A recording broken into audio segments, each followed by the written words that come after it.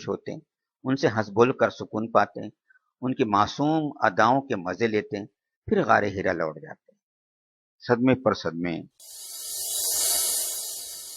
لیکن یہ مبارک گھڑیاں اور یہ خوشی کے لمحے جلد ہی بیت گئے۔ آپ کے سب بیٹے ایک ایک کر کے اللہ کو پیارے ہو گئے۔ قاسم، طیب اور طاہر سب اللہ سے جا ملے۔ زخم پر زخم لگتے رہے، لیکن آپ صبر کرتے رہے۔ بچپن میں تو یتیمی کا دکھ اٹھایا، بڑے ہوئے تو جگر گوشتوں کا غم کھایا۔ اب بس آپ کے پاس بیٹیاں رہ گئیں۔ بیٹیاں 4 تھیں، زینب، رقیہ، ام کلثوم اور فاطمہ۔ زینب جوان ہوئیں تو ان کی شادی ابولاس سے ہو گئی۔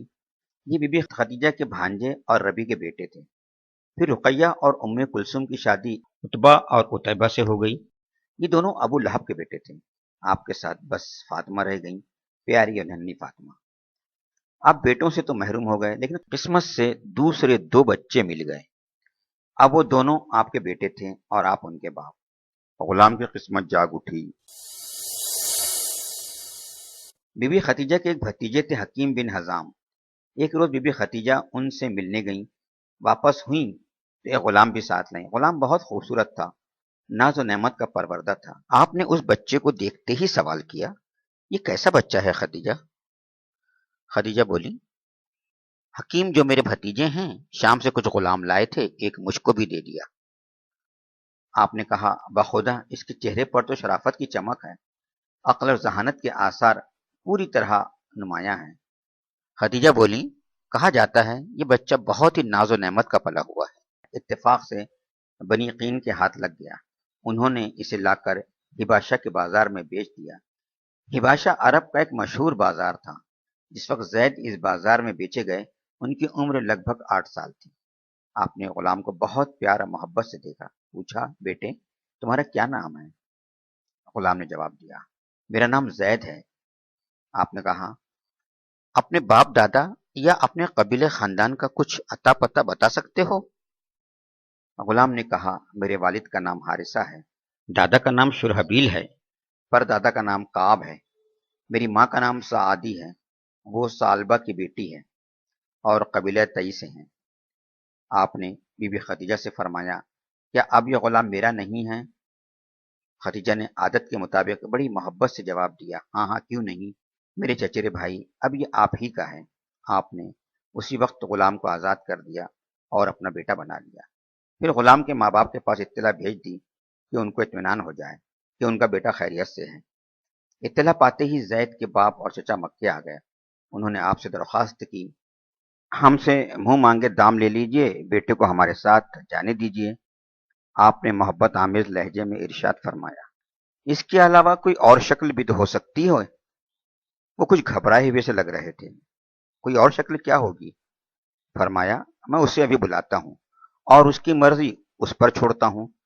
اگر وہ ساتھ جانا پسند کر لے تو آپ لوگ اسے خوشی سے لے جائیں، مجھے دام دینے کی ضرورت نہیں، لیکن اگر وہ یہاں سے جانے کے لیے تیار نہ ہوا تو پھر تو آپ لوگوں کو کچھ سوچنا ہوگا۔ وہ ایک ساتھ بول پڑے، یہ تو کرم ہی کرم ہے، سرتاسر آپ کی عنایت ہے۔ آپ نے زید کو بلایا، فرمایا، دیکھو یہ 2 مہمان آئے ہیں، کیا انہیں پہچانتے ہو؟ کیا بتا سکتے ہو یہ کون لوگ ہیں؟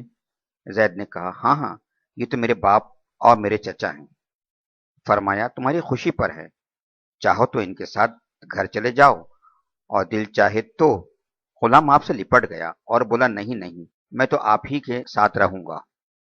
زید کا باپ حارثہ غصے سے لال ہو گیا، کڑک کر بولا، زید ہوش میں آ اور دماغ صحیح کر، ماں باپ اور قوم اور وطن کو چھوڑ کر تو غلامی پر راضی ہو گیا۔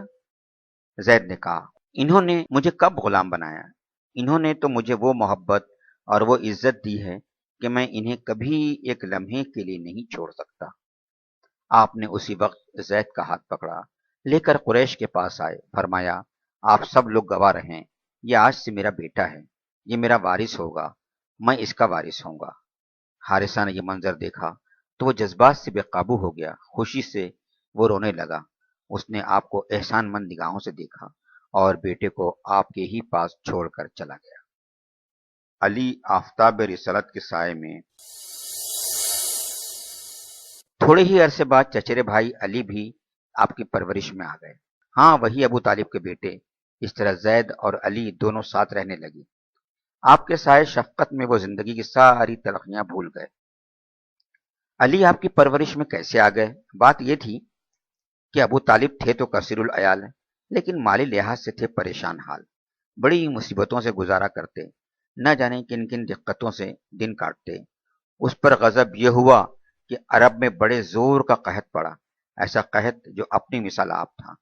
अबू तालिब का तो पूछना ही क्या, बड़े बड़े रईसों की कमर टूट गई और बड़े बड़े दौलतमंद कंगाल हो गए।